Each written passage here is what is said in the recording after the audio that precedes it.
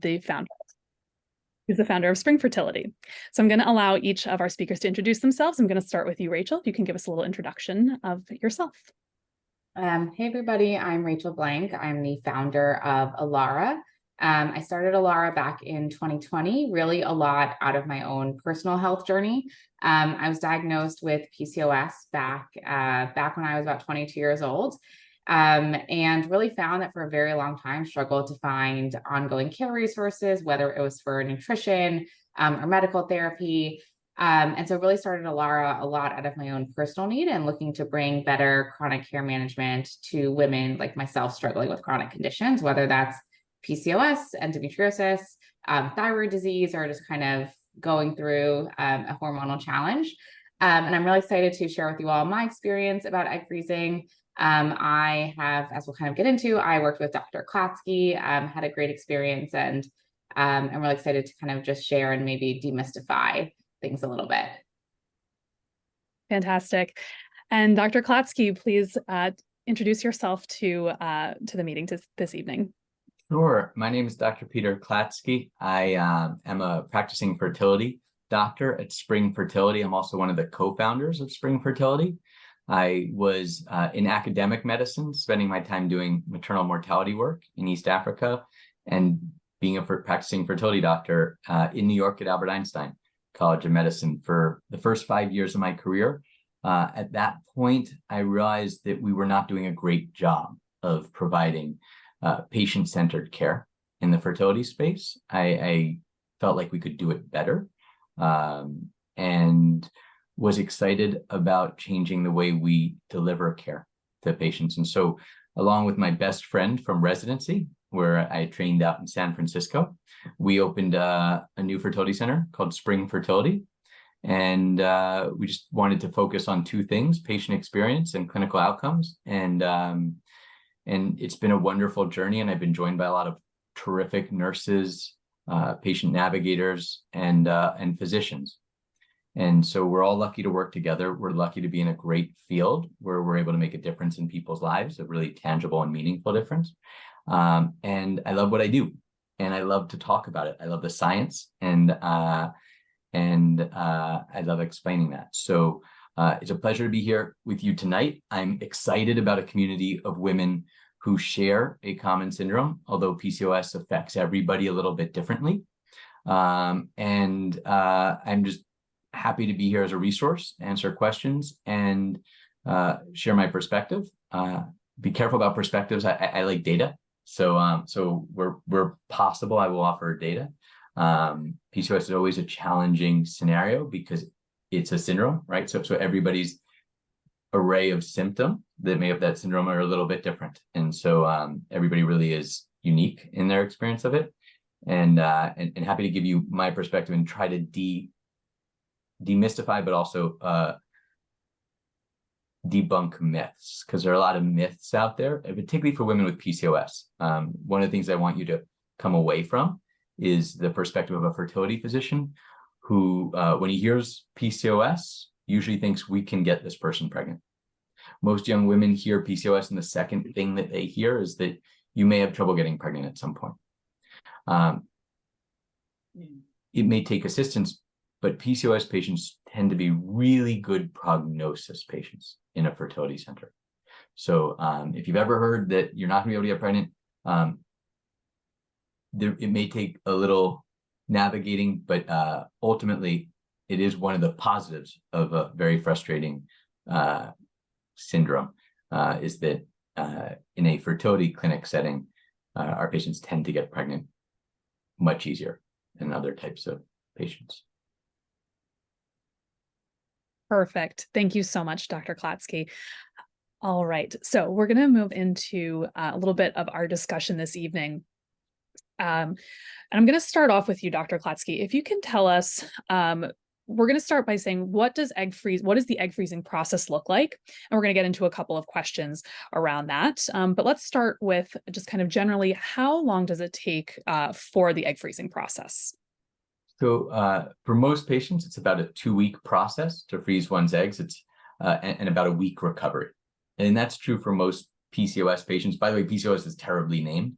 If we were naming it appropriately, we'd call it polyfollicular ovarian syndrome, meaning that women with this condition tend to have lots of follicles on their ovaries, and therefore they tend to be able to produce more eggs when given follicle stimulating hormone, which is the fertility medicine that we give. So usually it's about 10 to 12 days of giving yourself shots. During that 10 to 12 day period, you might come to the clinic about 5 times for an ultrasound blood test. And the injections that you give culminate in what we call a trigger shot. And 36 hours after that, so a day and a half after that, is the egg retrieval. So all in, that treatment time is about 2 weeks. The hardest part in the process is often the 2 days after the egg retrieval, where you have the most bloating. Typically not as much pain, but bloating and discomfort. And then it gets better. And usually by 7 days out, depending on how many eggs you have had retrieved, you're feeling back to yourself. Most people get a period about 9 days after their egg retrieval. Excellent. Okay. And can we talk a little bit about what options are available for the egg freezing process, maybe specifically for someone with PCOS? So the thing to know again about PCOS is that you have lots of follicles on your ovaries, and in each of those follicles is an immature egg. So the thing that's sometimes surprising to a woman with PCOS when she goes to see the fertility doctor is, wow, I have lots of eggs. And that means I can sometimes freeze my eggs, or if you're an IVF patient, I can go through the process of IVF and get a lot more eggs than a typical woman my age. And so, so that's the first thing. Then other people will say, well, is there anything wrong with my eggs? Because people have always told me that I was infertile and that I wouldn't be able to get pregnant. The challenge with PCOS in conceiving spontaneously is sometimes when people do not ovulate, they do not produce an egg, but it is not a problem of egg quality. So women with PCOS tend to produce more eggs, and now the person with PCOS who's got lots of follicles, and again, everybody with PCOS is a little different. Just because you have PCOS doesn't mean you have to have a ton of follicles, but many people do. If you have lots of follicles, you can expect to get more eggs. The downside to that is you can also expect more side effects, because naturally our bodies produce 1 egg per month in a follicle that's about 2 centimeters in diameter at the time you ovulate. If you have 30 of these follicles and you're going to produce not 1 2-centimeter follicle, but 30, think 30 grapes, 15 on each side, well, then you can have more side effects. And that primary side effect is going to be bloating, fatigue, and then afterwards, because all those follicles produce a hormone called progesterone, people often experience about 4 days of constipation afterwards. So those are the side effects.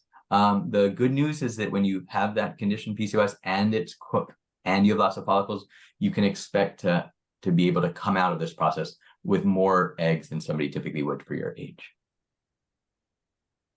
Great. Thank you for that explanation. Now, since you are the founder and lead doctor at Spring Fertility, can you give us just a little bit of an idea of cost of doing egg freezing? Sure. And founder and one of the doctors, not One the of the lead doctor. We have great physicians, most smarter than me.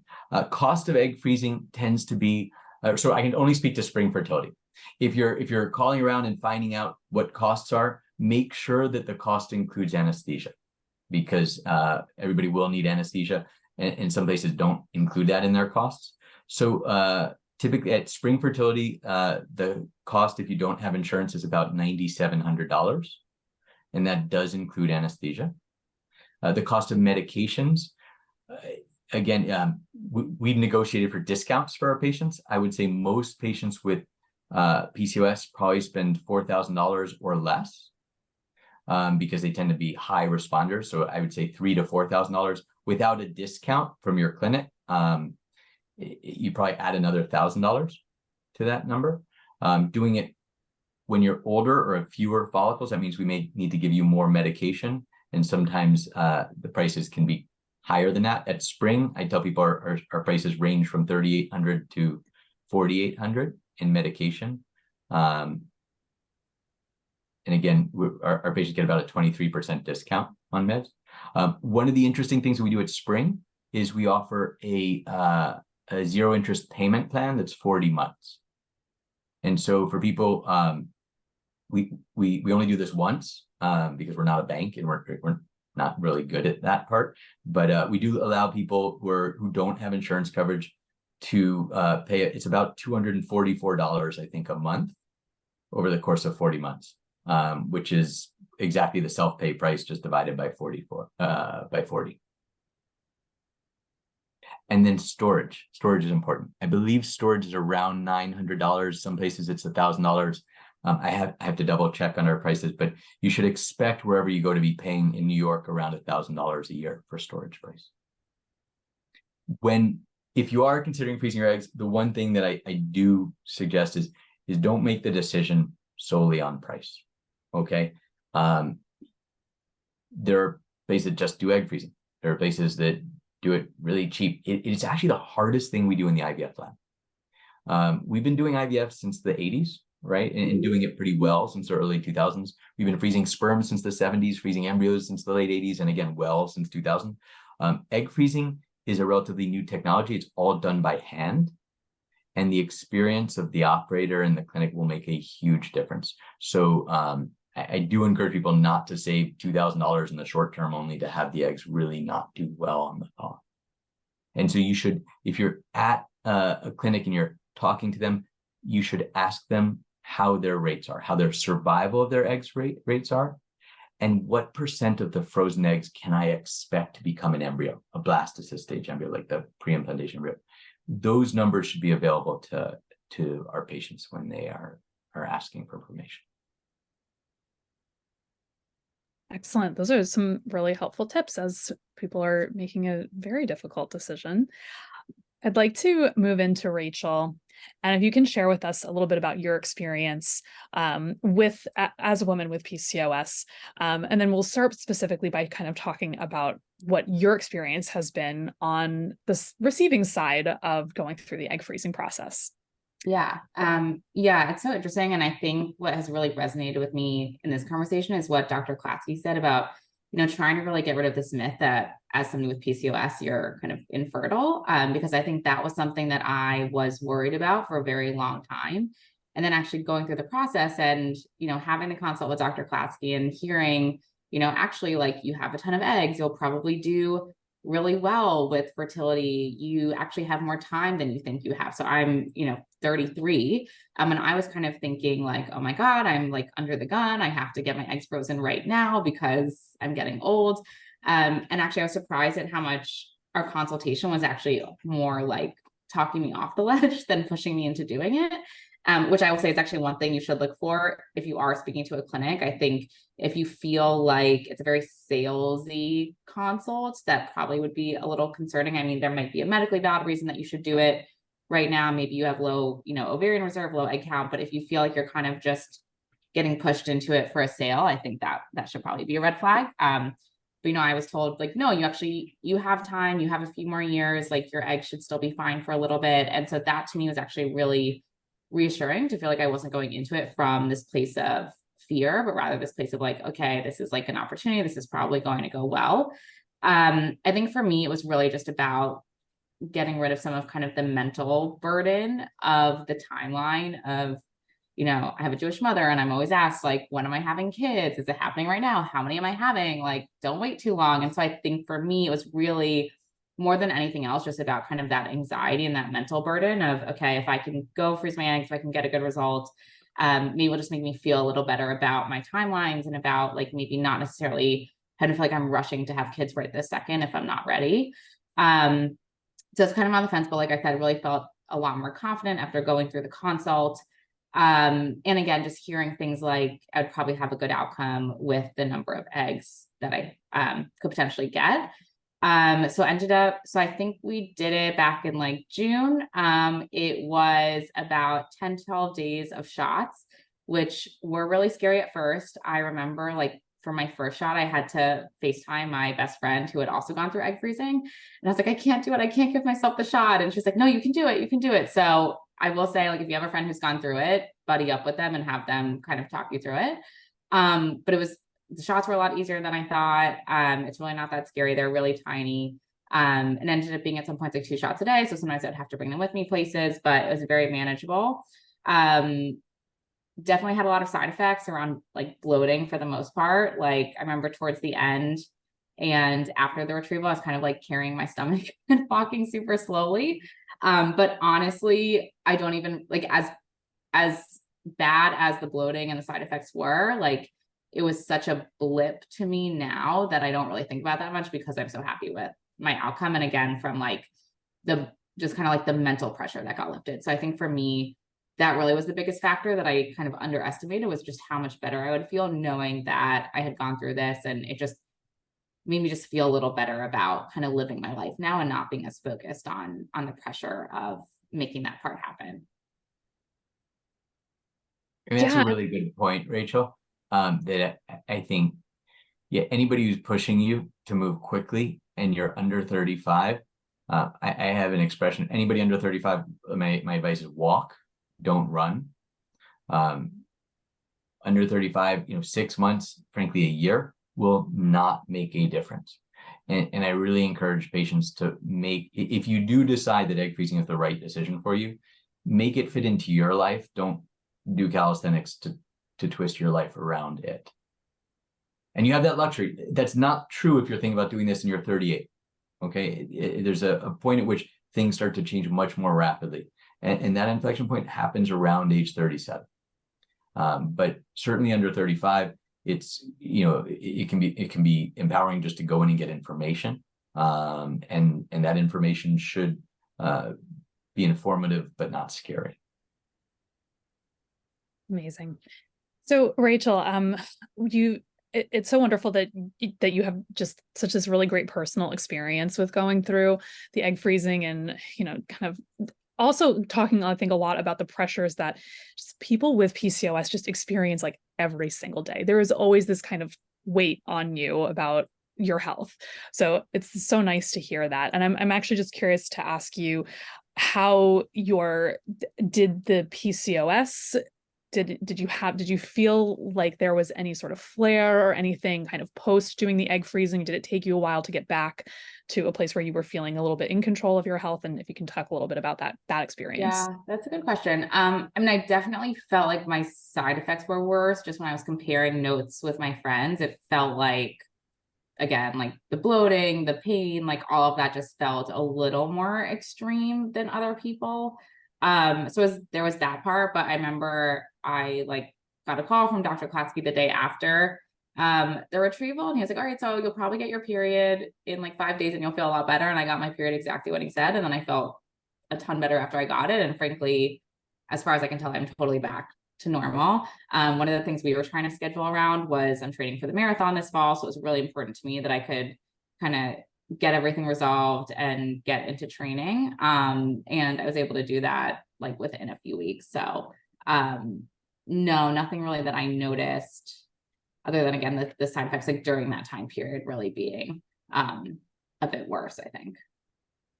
And I misspoke earlier. I said most people get their period at 9 days after the retrieval. That's true for most non-PCOS patients. If you have PCOS and if you have a lot of follicles, and this is something good to talk to your physician about beforehand, they should feel comfortable triggering your ovulation with Lupron only. Lupron is a medicine that we use to trigger ovulation when you have lots of follicles, as is the case for most PCOS patients, and it really speeds your recovery. And so after a Lupron trigger, that's why I always say if it's Lupron only, which Rachel, you had, it was 5 days after you get a period. And it's usually like 1 day of like pretty significant discomfort. And by the second day, you're really feeling markedly better because it's out of your system. When somebody has like 12 follicles or fewer, we tend to give an extra medicine that's just an added security blanket for us as the providers. Great. Okay. Yeah, I'd say that sounds really, hopeful for folks, and as they're going through this, that it's not the most pleasant, but when your symptoms are well managed, like yours are, then it can be, not the worst experience. Okay, so let's talk a little bit about how you feel ready for going through this process. So Rachel, I'm gonna let you kind of continue sharing your kind of personal story here. So yeah, how do you know if you're ready, and how did you kind of start investigating this? Yeah. I mean, I've been thinking about it for a while. I think I was under the impression, which it turns out was wrong, was that like the clock started ticking at 30. Like I thought your eggs start just degrading once you hit 30, and it's like now this rush to freeze them. And so I really started looking into it in the past year and a half, as I was like, oh my God, I turned 30 right as COVID started. So like once we got past the COVID phase and all this stuff opened back up, that's when I like really started to look into it. Was around 31, 32. Actually, one of my biggest things I was thinking through, and maybe Dr. Klatsky can speak to this a little bit, was I better off freezing eggs now or waiting a little bit and freezing embryos? And so I think that was actually the thing that I was most trying to think through was, did I kind of wait and try and get embryos, or did I freeze eggs now? Ended up having an opportunity actually to participate in a medical study. So that kind of opened up an opportunity that I decided to take to do the egg freezing sooner. But it kind of came down to those two things for me. One was like understanding what those cutoffs were. Was it 30? Was it 35? Was it 38? And then really thinking, and I think this is probably true for a lot of people, like where are you actually in your relationship journey? And what does that look like from like an eggs versus embryos perspective? But yeah, maybe Dr. Klatsky, if you want to touch on those two things, and in particular, like the trade-offs of eggs versus embryos. Yeah. So one, waiting to do embryos can put added stress on a relationship. When we freeze eggs, not every egg will survive. As I mentioned, it's the hardest thing we do. We only have a single cell. When you freeze an embryo, you have over 99% survival. And most women who've frozen their eggs will subsequently freeze them again as embryos later on. With eggs, a center with good experience should have 80 to 90% survival of those eggs. So that means you lose 10 to 20%. At Spring, our survival right now is 92%, but that means we're still losing 8%. That cost is, however, that loss, gives you more options. And if you're in a relationship, it's early on and you don't want to add stress. If you're not in a relationship, you don't want to be, one of the great things about egg freezing is it frees you emotionally, dating wise, so that you don't have to put so much weight on an evaluating a relationship. You can let it take its time. You can date and not feel like, is this the one? My clock is ticking, And so a lot of patients experience this positive feeling. If you're in a new relationship that is like amazingly exciting and wonderful, and it's less than a year, I'm nervous, frankly, as your provider, because once you create embryos, yes, you avoid the loss rate of those frozen eggs.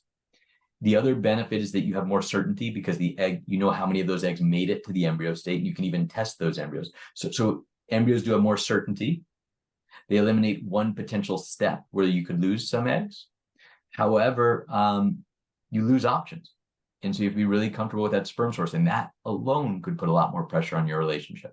So, when somebody says, we've been together for 10 years and, we're going to start a family in 5 more, then that's where we often think, wow, an embryo would be a really wonderful option for you.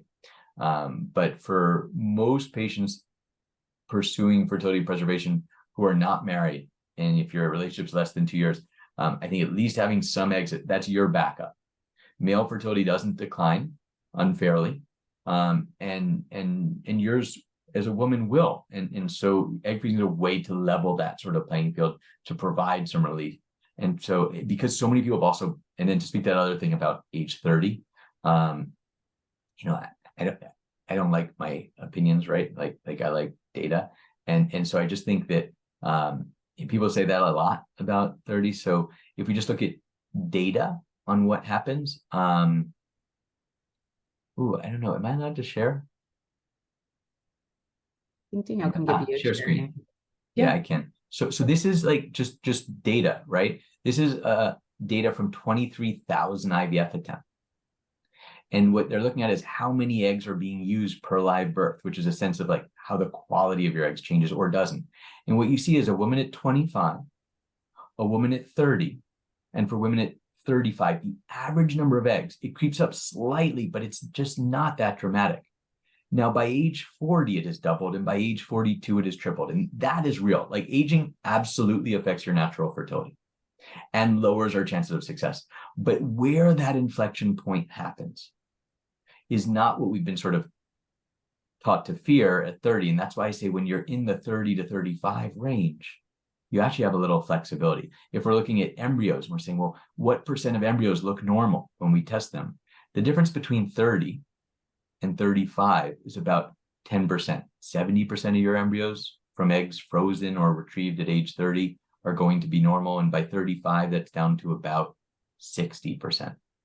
But it's very different. Obviously at 42, that's a different scenario. So understanding that, yes, age matters, but the inflection point for most patients where we see a real decline in egg quality really is after 35 and potentially after 36. So you don't have to, that narrative that like, hey, by 30, you better freeze your eggs or you're late. So many people come in and they feel like they're late because they're and we're having a conversation at 32, 33. And in all of those situations, I hope people leave feeling more reassured. Excellent. So when we're talking about how do we know when the best time is for egg freezing based upon your hormonal and your metabolic health, I'd like to just get, kind of both of your thoughts on that. As we know that the age kind of data shows one thing, but then with people with PCOS, we do have some additional factors to consider, such as what's actually going on with your hormones and your metabolic levels. So Rachel, do you want to talk a little bit about that, about how we as Allara are helping to support the fertility journey for people with PCOS? Yeah, sure. So it's just a couple ways that kind of we're trying to, obviously at Allara, we're not doing fertility treatment. But I think where we can really be helpful is in this almost like pre-fertility phase. So I think a great example is like, if you're in your late 20s, you're starting to think about these things, as Dr. Klatsky said, you might not be ready for actually going on and doing egg freezing. You can, for example, with Allara, do a diagnostic evaluation where we'll take a look at your hormones, we'll take a look at your metabolic levels, and kind of give you a sense of like, what do your hormones look like? If you maybe have underlying PCOS or a different condition, we can help you figure out if that's a factor. And I think that information actually can help you be a lot more armed when it comes to making this decision around when are you freezing your eggs? How are you thinking about it? Because, for example, if you were diagnosed with PCOS, you might make a different decision than if, we ran your AMH, for example, and your AMH was really low. That might cause you to then go seek out fertility treatment sooner. So I think, even if you're not necessarily going into egg freezing as a process until your mid-30s, I think getting more information and doing something like, one of our hormonal evaluations. I know, if you go into like a Spring Fertility, for example, they'll also run a lot of blood work, can just be a really helpful way to get a sense of like where you're at. I think the other thing that we think a lot about is not just your hormonal health, but your metabolic health. I'd love Dr. Klatsky to speak on this, but I think one way to get better results, whether it's fertility, pregnancy, et cetera, is just to be in a healthy place yourself. And so we have some patients who, maybe their cardiometabolic health is not in the best place. Maybe they're pre-diabetic, maybe they have high cholesterol, maybe their BMI is high. And we actually help work with those patients to help get those health factors down to a healthy place before they pursue fertility treatment, because that can really have an outsized impact on your results. So for example, we have nutritionists that you can work with. We have physicians who can work with you on those kind of metabolic factors that might actually help you get better outcomes down the line on fertility. But maybe Dr. Klatsky, if you want to add on in terms of like, how should we be thinking about this a little more holistically outside of just fertility treatment? Yeah, I think that entering any form of fertility treatment in your best health is helpful. I tell people a lot of specific things to do with their bodies. And so I try not to, get too into the stuff that I'm not as expert in, nutrition, supplements, but as a general rule, when you have PCOS, some people are not ovulating when their weight gets above a certain weight. So, and that's when you lose your period, your cycle length becomes longer and then more irregular. So everybody is sort of a different cut point and threshold. So that can be really important. If you have PCOS, it's also really important to screen for things like diabetes. A lean woman, a thin woman with PCOS will have 4 times the lifetime risk of diabetes than somebody at her same weight. And it's not fair. And nevertheless, we have to just address it. So monitoring your cholesterol, watching what you eat and foods that will not exacerbate what is an inherent and genetic risk for diabetes, for high triglycerides and cholesterol, and then being more proactive about your health because you are at risk for hypertension. And these are things that are lifelong risks. And this is the boring but massively important medicine that makes us live longer lives, like in healthier lives. So I say boring affectionately because it's massively important. We don't see, it's not like heart surgery where you're, saving someone's heart. But if you can proactively manage your health, keep that blood pressure down, address it if it starts to rise, be monitoring your diet and taking supplements. And there are some really good supplements actually for PCOS that can, like L-arginine, right? That can help people to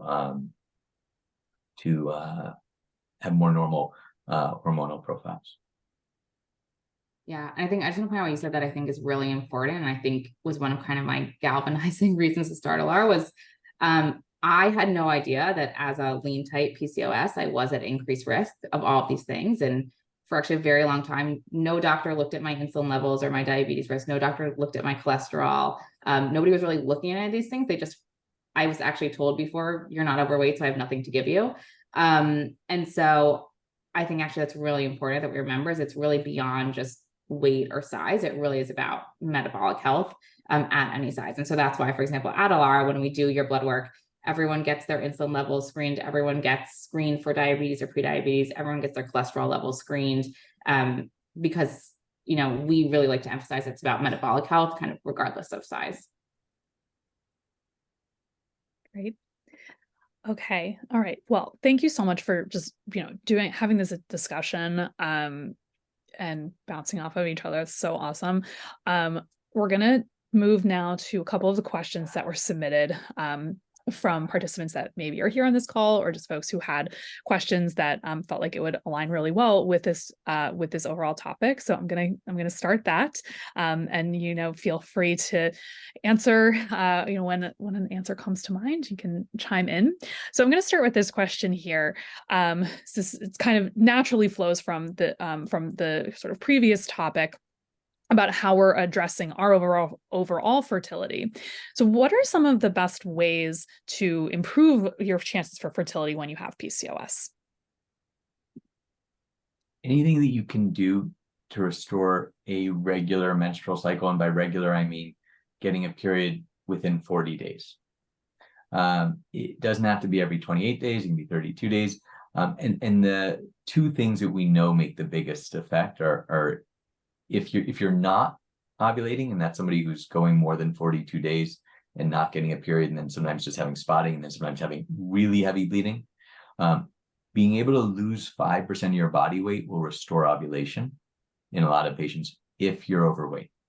Having a healthy exercise profile. Now, we don't want you to be starving yourself, we want you to eat healthy, but those things can make a difference. And certain supplements can also assist with that as well. Any other thoughts, Rachel? I won't add any medical advice here. No, but it's nice. And the thing that I just do want to reiterate, because I think this is a misconception, is that the egg quality for somebody with PCOS is not at all different than the egg quality of somebody without PCOS.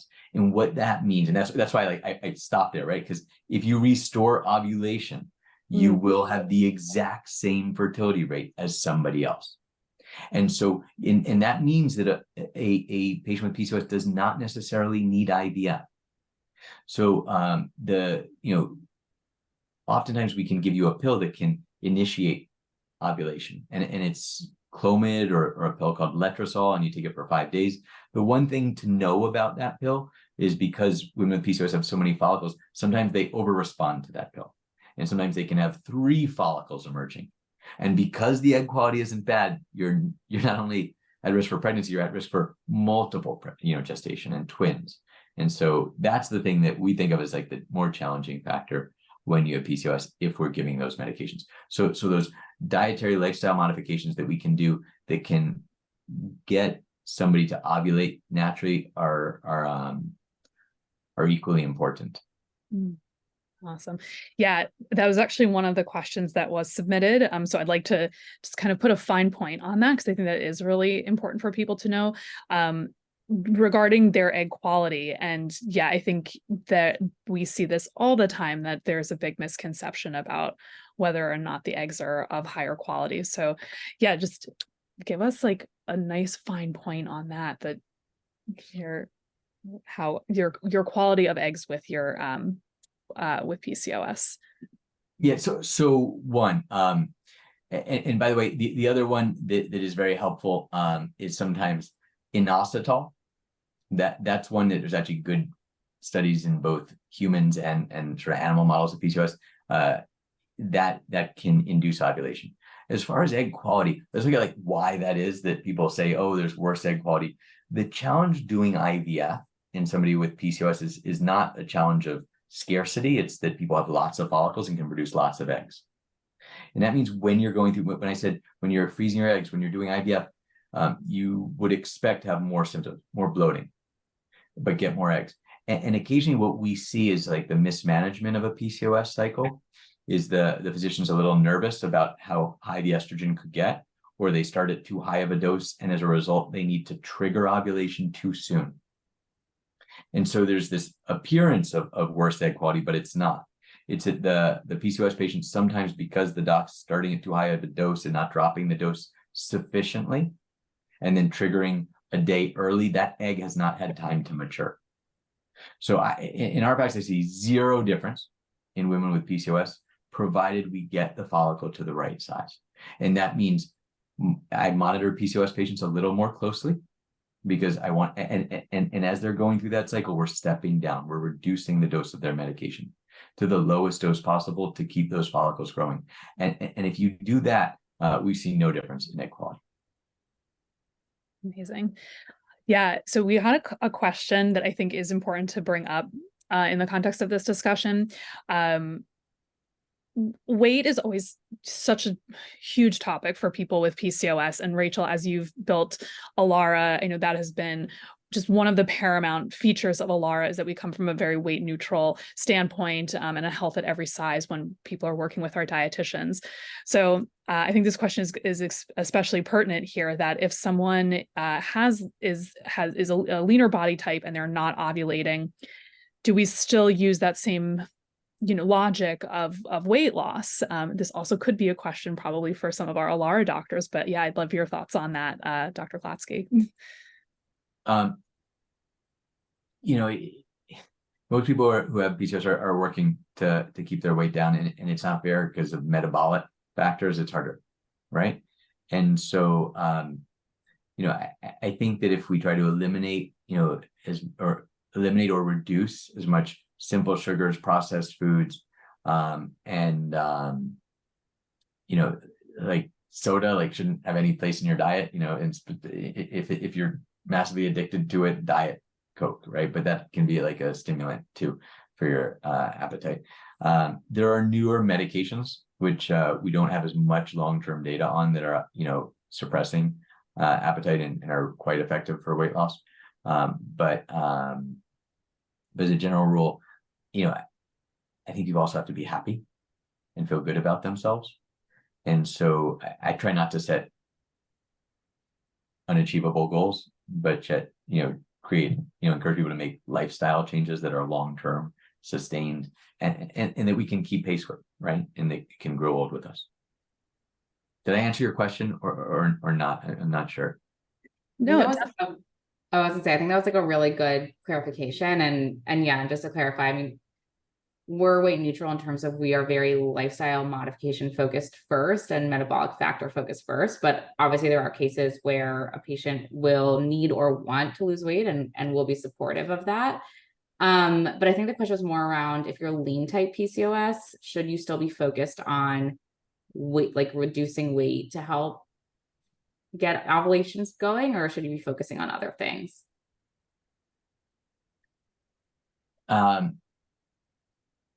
And reducing weight is the thing with the most data, I would say. And so if possible, I'm just sensitive to saying that, and and knowing how hard people are trying, where and then feeling like that can be disempowering. But I think that losing weight is absolutely probably the most important thing that we know of, right? but if you exercise and your weight isn't dropping, but you're gaining more muscle, right? And you're reducing you're changing your distribution of muscle to fat, that is also going to be beneficial. Because fat, by the way, produces hormones like, and leptin, and that plays a role in the brain and the neurotransmitters in the brain, which we're still gaining insight into. There are so many different factors that are contributing to our metabolic health. Okay.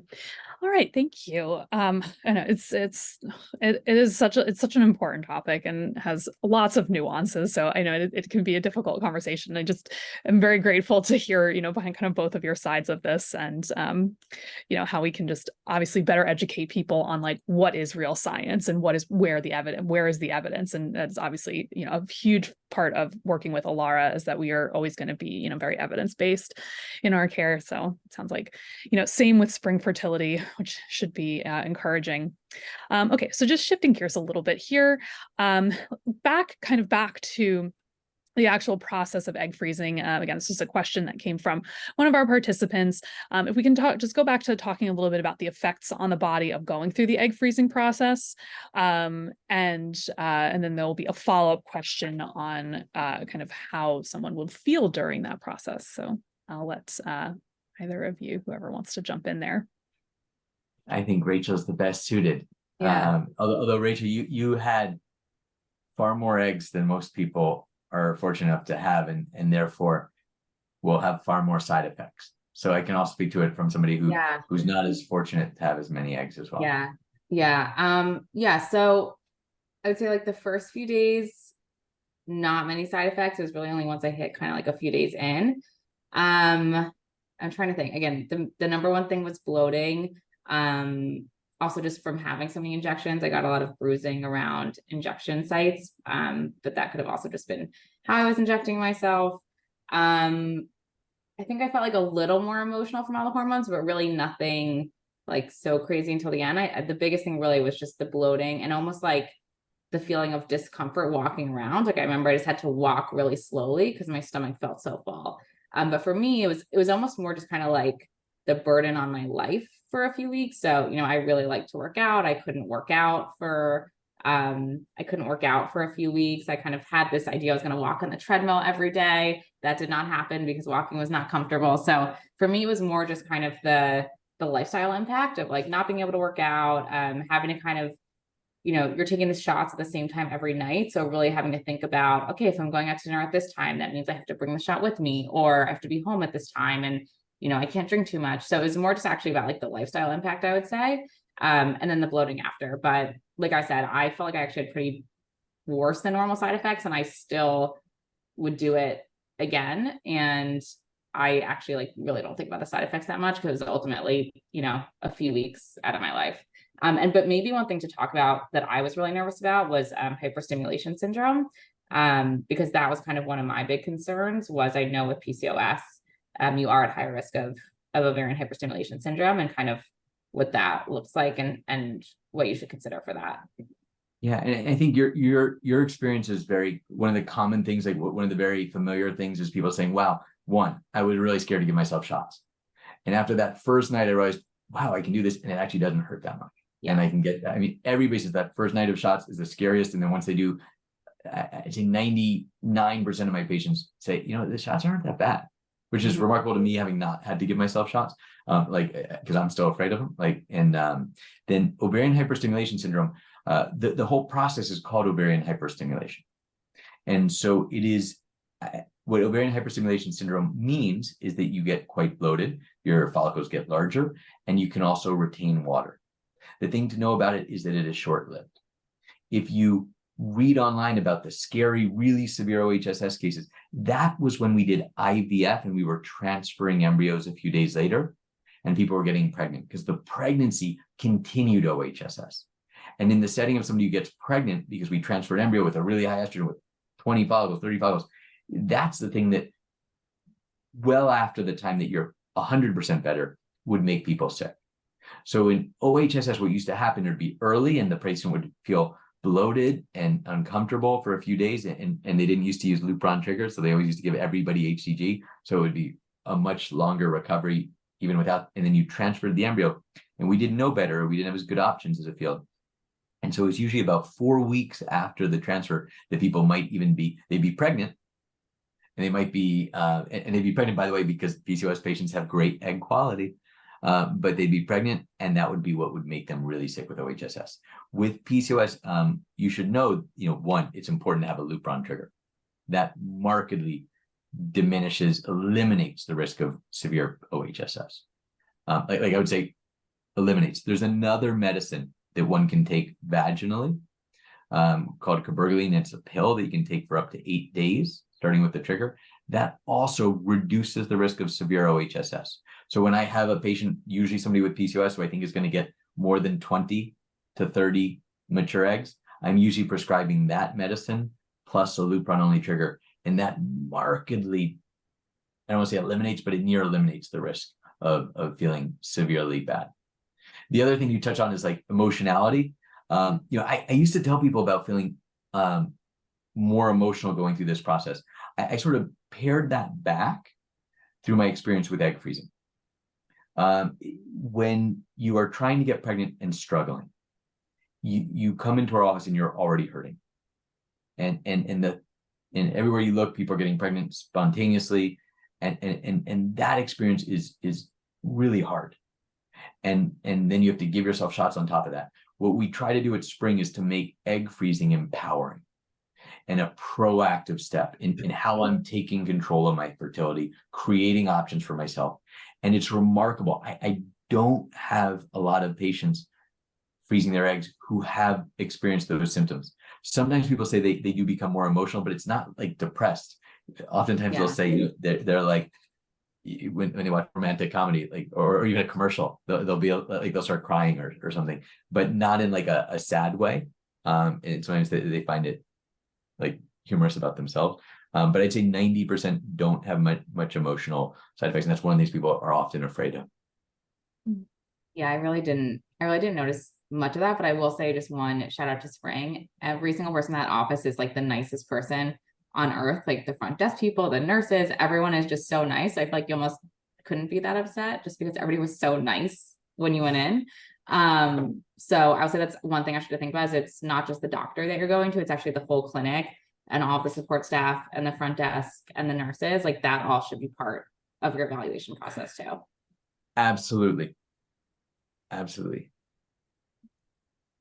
Okay, we have another question from the audience here. And now, Rachel, I know you don't have endometriosis, but Dr. Klatsky, have you heard any feedback from patients with endometriosis and their experience of their side effects or their kind of post-treatment? Sure. So endometriosis is a condition, and it affects 7% of women who don't even know they have it. It affects 40% of infertile patients who don't have an otherwise cause that's known. About 30 years ago, we used to operate and do a diagnostic surgery on everybody with infertility, and that's how we found so much endometriosis. And then when we would look at women who were getting their tubes tied, we'd find 7% of women had it. So it doesn't necessarily cause infertility, but it definitely puts you at much higher risk of it. Endometriosis can be painful. The pain is it's an inflammatory state where you have implants of the endometrium, the lining of the uterus outside of the uterus, and it's exacerbated by high estrogen levels. So women with endometriosis, one of our goals is to keep those estrogen levels lower. And one of the ways that we can help somebody there is to add another medicine, a pill, not an injection, that actually keeps your estrogen level low. And so when I have somebody who's got really severe endometriosis or who experiences a lot of pain, either around their menses, we will add that medicine and it will make it get much, much better. Occasionally somebody figures that out, that they have endometriosis going through the process of egg freezing. And as we get to about day 6 or 7, they're noticing specific pain, and it's usually in a specific spot that we can identify on the ultrasound. I'll prescribe that medicine. 2 days later, they come back and it's better in the middle of their cycle. And that's actually a way that I've diagnosed endometriosis. So, but if you know that you have endometriosis, it is a risk factor for being infertile. In addition to the PCOS, it can be harder than PCOS to get pregnant, because with endometriosis, there's sometimes scarring and inflammation outside of your uterus. And so while I said, with somebody who's got PCOS, if we can get you to ovulate, we've restored your fertility without doing anything else. Endometriosis is a little more complicated. And it does put you at higher risk. So that is may make it more valuable if you're thinking of freezing your eggs and you have endometriosis. You're more likely to benefit from that if you end up finding you're having a harder time later on. Right. Okay, so I have one final question. This is going to be for you, Dr. Klatsky.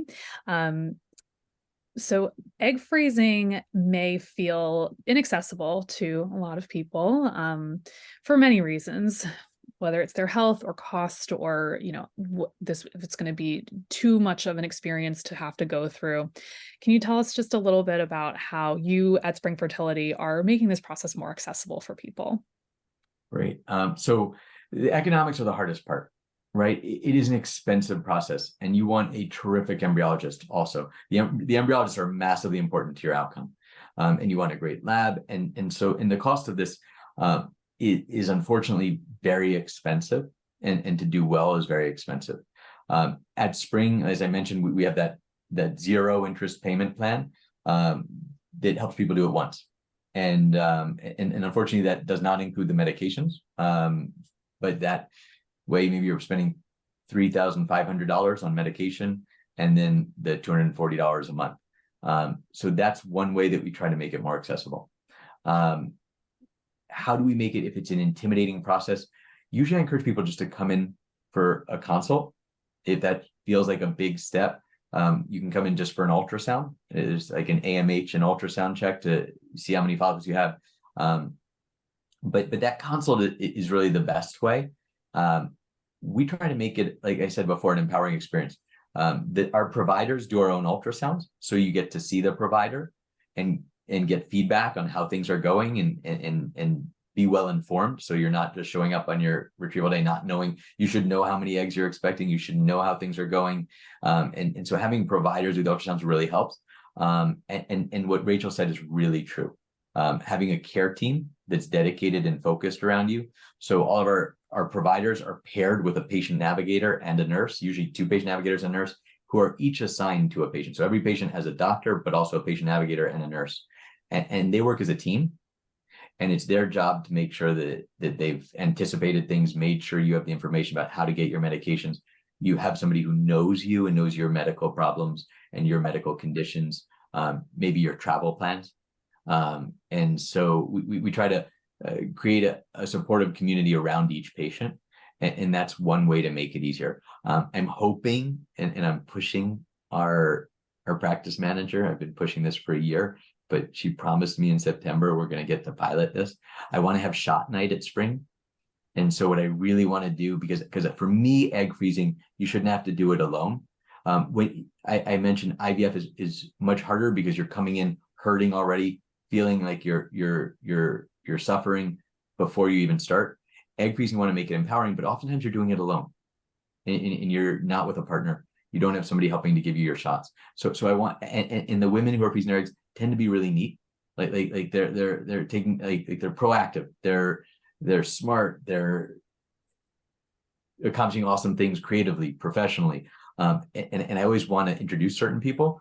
And so we can't, obviously, but I want to create like a 5 to 6 p.m. hour at Spring where people will be able to come in and get shots together. And they'd be sort of, we wouldn't administer them, but we'd be there as a coach or a guide. And then, I would hope that we could build community around that. And I think that that's a really important way that we haven't implemented this yet, but it's my plan for September to create a community where people can do their shots together. Because I think people will actually, 2 women going to Spring Fertility at the same time who might not know each other might have a lot in common, not just egg freezing, but professionally, personally, and may come away being like egg freezing friends. I love that idea, by the way. Like, I think that's a brilliant idea. Even if it's, like I said, I did my first shot on FaceTime with my friend, and I think it just made such a big difference. And I think that's actually part of the reason I wanted to have this webinar, is I feel so empowered now that I've done it. And I think it sounds like this really scary process. And at least for me, it wasn't that bad. And when I talked to my friends, they said it wasn't that bad. And so I think just like sharing experiences around it can be super helpful. So I actually really love that. Even if it's virtual, I thought like the FaceTime worked really well. Yeah. So, and that's what Teresa pushed back on me. She asked me about doing it virtually. Virtually, though, then we're going to be a little bit more like, that's good for doing like a instruction, but I actually really think there's a community to be. Yeah, true. Like we were already friends, but yeah, and we do this. What you'll find, Rachel, is on March 21st or before then, you'll get an invitation to our spring equinox party. And we have sort of a meet and greet and a community of people who've all frozen their eggs. We sort of invite, every on the first day of spring to connect, because we're fortunate to work with some really amazing people. And I think connecting them and building community outside of, similar to what you're doing there, at Allara, we try to also build community among our patients. And frankly, for spring, we find that our patients are our best source of additional patients and community, because we try to partner with our patients and be there for the long run. Wonderful. Thank you so much both for your time this evening. This was incredibly informative, and I hope that those who attended tonight and who will be watching this later on are going to be able to feel a little bit more confident about this decision, that there are wonderful experts and scientists and practitioners who will be behind you to make sure that it is the right time for you and that you have the right support that you need. If you'd like any more information about how to get started with this, if you need some testing done to see if it is the right time for you, if you need a little bit of extra help, obviously at Allara, we do the hormonal and metabolic testing, and we can help work with you on lifestyle adjustments and nutrition. You can reach us. You'll get a follow-up email from this. You can reach out to us on Instagram or on TikTok or via email. You can contact Spring Fertility at springfertility.com, and they have a handy dandy egg calculator on their site that you can use. And we'll send you also a recording of this session so you can review it if you need to. And once again, thank you so much to Dr. Klatsky and Rachel Blank, and have a great evening. Before we leave, just one other point. I'm sorry. I was thinking about the calculator. So we built the calculator so you can understand your chance of success. If you go to another fertility center, and Spring Fertility is not in every corner of the world, and you may be in a place where we're not present, and there are great providers at other places, but you should also leave that clinic with an understanding of what is my expectation. In other words, how many eggs, what is the range of eggs that you think that I can get going through this process? That number one. And then two, what is the likelihood that that range of eggs results in one or more healthy babies? That's a really important thing that you should have when you leave that consultation. Thank cool. you. Okay, it was a pleasure joining you. Thank you for inviting me, Rachel. Thank you, Danielle. You're welcome. Yeah. Thank you. Thanks so much, everybody. Bye, everyone. Okay, thank you.